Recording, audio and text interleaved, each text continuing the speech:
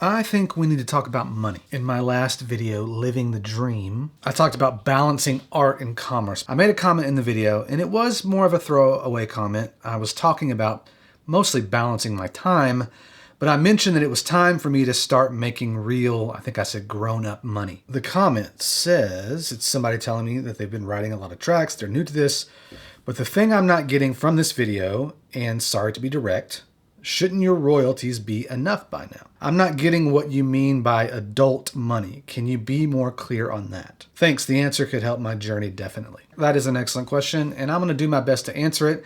I'm not going to use real money in these discussions. I don't quite know how to do that. Talking about money is weird. However, years ago, I saw a video by Bad Snacks. If you're not familiar, she's got a great YouTube channel, and she dealt with this question by talking about percentages, like how much of her money comes from here, how much comes from here, and so on. And since I'm not going to use dollars, and we're talking about bad snacks, how about we use my favorite bad snack, M&Ms. It's a lot of bad snacks.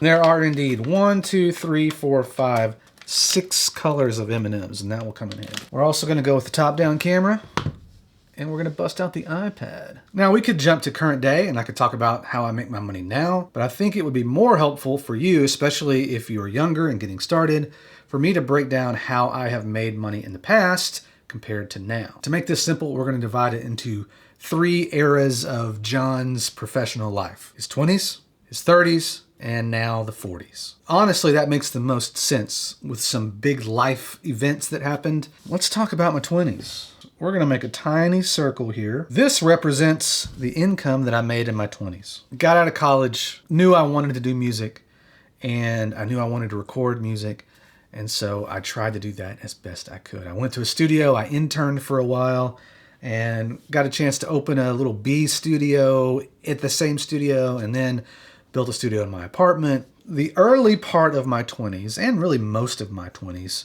I made money 2 ways. And we're gonna find 2 colors here. The orange M&M is going to represent engineering, producing, recording bands, people coming to me to do anything. And sometimes that was fun, and it was a band that was really good, and electric guitar players and drummers and bass players. Sometimes it was cheerleading music. It's important for me to mention those first couple years I lived at home, and then I had an apartment with a friend, and then I bought a house, which was crazy. I'm the reason why the market crashed in 2006 or 2007. I said, I make $30,000 a year, and they gave me a house. And don't do that. Even if they let you, don't do that. That was the worst decision that actually ended up okay, but we're just gonna put a couple of these here, right? Half of my money came from learning how to be a recording engineer. I didn't really know what I was doing, but I'm gonna eat. It was a lot of fun. The other part of my income came from playing live, and that's going to be yellow. What does that mean? Mostly I was, and still am, a church musician. I live in Dallas where there's no shortage of churches and places to play music, and I would play bass or guitar or lead music. I'd travel around with different bands, fill in when they needed somebody. There was a bunch of us. And a lot of my friends to this day, that's what we did. It was a great experience. Some of it was kind of weird. Some of it was really good. I did have other jobs that are coming to mind as I think about this more. I worked for UPS during the Christmas rush. I think I made $7.50 an hour. I worked at a gym, a recreation center. I answered phones and worked the desk for a couple hours. Guitar lessons? I might have done something like that. Everybody has taught a guitar lesson at some point. I taught enough guitar lessons, if I did, to realize I never wanted to teach guitar lessons again. But that's my 20s. You know what? Let's, just for fun. Now we move into my 30s. Let's draw that circle. See if I can do a better circle this time. 30s. At this point, a lot of my musician friends were done making music, or they had moved off to places like Nashville and LA. I was starting to think, can I continue to do this? You know, recording independent bands in Dallas. I wasn't having a ton of luck. I mean, I would get big projects on occasion that would pay me a pretty decent amount of money. You know, a 10-song album could pay my bills for a month and a half or 2 months. The important part to remember here is there weren't many bills to pay at all. And although there weren't many bills, I still lived off of everything I made. And that's going to start to be a theme here as we move forward. So in my 30s, within the course of 1 month, everything changed. First big thing, I started teaching a music production class at Media Tech Institute. We recorded mallet drums, a Somerville Sounds library. Somerville Sounds is the company that I started. This is the commercial break for this video. We make sample libraries, drums, pianos, strings maybe coming up. Yeah, we recorded mallet drums at MediaTek. I still have a good relationship with the people there. Can't say that's something that I ever thought I would do or wanted to do, but it was opportunity to make some money. And I thought maybe this is something I should consider. So you know what? Let's give MediaTek a color. So green M&M is for MediaTek Arts instruction teaching. I'm still doing these other things. We're doing some rough estimating here at this point. But it was pretty good money, right? At least for someone who didn't have a lot of expenses and wasn't married at the time. Right about this time, I did meet my wife, and I got an opportunity to lead music at a church, which I'm still there after all these years. I actually quit for a brief amount of time because I got so busy, but then the guy that replaced me left and I just came back. And yeah, that was a pretty good raise in that portion of my, music making outside of the house income. But yeah, but definitely the biggest change in my 30s was this addition of green money. I kept doing my recording business. So my head is starting to fill up with a lot. The important part here is that I'm making more money, yes. It's getting close to kind of a living wage, and if I look at the average income in my city and county, I'm probably getting close to that. But I'm also still spending every dime. Here I am, I meet my wife, and we get married early in my 30s, and I become dad the same day. Money gets a lot tighter. At the beginning of my 30s is when I started writing production music. And we are gonna go with, what color? What color's left? Blue for production music. At the beginning of my 30s, the amount of effort I put into production music yielded not even enough, like half of an M&M for the first couple years. I remember getting a $300 license a couple years into it, and I was like, it's happening! Just like I was told, as the years go by, that number starts to increase. Probably doubling or tripling every year after 4 or 5 years. And then, before I knew it, I'm making a pretty decent amount of money. And as I'm increasing money in this, FedEx, when we talk about expenses. Third delivery of the day, by the way. But as the production music royalties started to grow, I started to cut back on my green M&Ms. As the years passed by and that number got bigger, I was able to kind of push aside some of these. I stopped taking on classes. And then by the end of my 30s, I was pretty much done teaching, and my royalty income, I need more blue M&Ms. I should have put some kind of key. My handwriting's not great. Blue is royalties. Live music's yellow. Orange is, we'll just call this studio.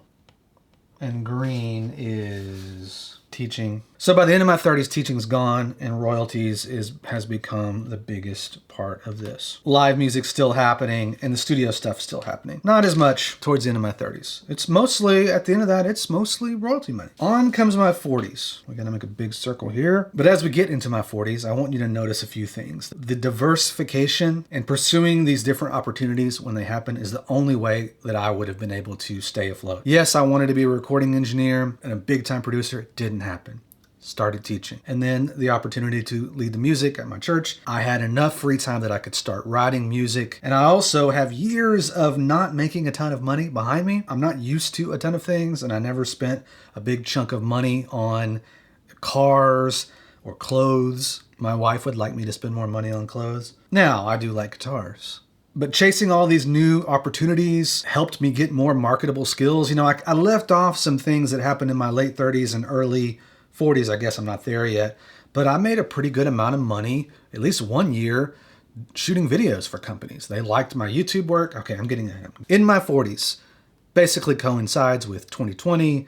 I started making sample libraries, and that's where many of you know me from. Christian Henson shared it on his channel, and suddenly I'm a YouTuber. We've got 2 more colors to add here, and the main color we're gonna add is sample libraries. We're gonna say sample, terrible penmanship. As we get into my 40s, I'm done teaching. The green's out, right? The studio work honestly stays about the same, and the live music part stays about the same. The royalties continue to grow, and that allowed me, when 2020 hit, I kind of freaked out a little bit like everybody else and thought, well, what else can I do? So I started making YouTube videos. YouTube is gonna be, what color do I have left? Brown for YouTube.